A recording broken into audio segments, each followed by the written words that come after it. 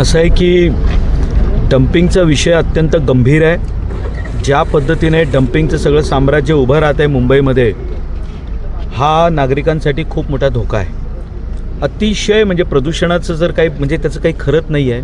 मोठ्या प्रमाणावर धुळीचं प्रदूषण होतं आहे, रस्त्यावरती धूळ पडलेली आहे, गाड्या अस्ताव्यस्त उभ्या आहेत सगळ्या, आणि एक नागरिकांना जो त्रास होतो या निमित्ताने आम्ही त्याची दखल घ्यायला सुरुवात केलेली आहे। आज मी गणपत पाटील नगरमध्ये बघितलं, इथे गावठाणाच्या या भागात देखील आलो आहे। इथे सुद्धा अनधिकृतपणे या ठिकाणी डम्पिंग सुरू आहे आणि आम्ही याची गंभीर दखल घेतलेली आहे। येत्या काही दिवसात म्हणजे पुढच्या 2 ते 3 दिवसामध्ये मुंबई महापालिकेत आमच्या स्थानिक नगरसेविका आहेत रेखा यादव आणि माझ्या वॉर्डचा काही इथे भाग येतो, आम्ही महापौरांकडे याबाबत संयुक्त बैठक तातडीने आयोजित करून महापालिकेने यात काय कारवाई केली, दुसरी बाब पोलीस स्टेशनला FIR नोंदवल्यानंतर पोलिसांनी काय कारवाई केली याची आम्ही गंभीर दखल घेणार आहोत आणि ज्या काही रिव्ह्यू मीटिंग होतात त्यामध्ये काय पुढे कारवाई होते हे आपल्याला नक्कीच दिसेल।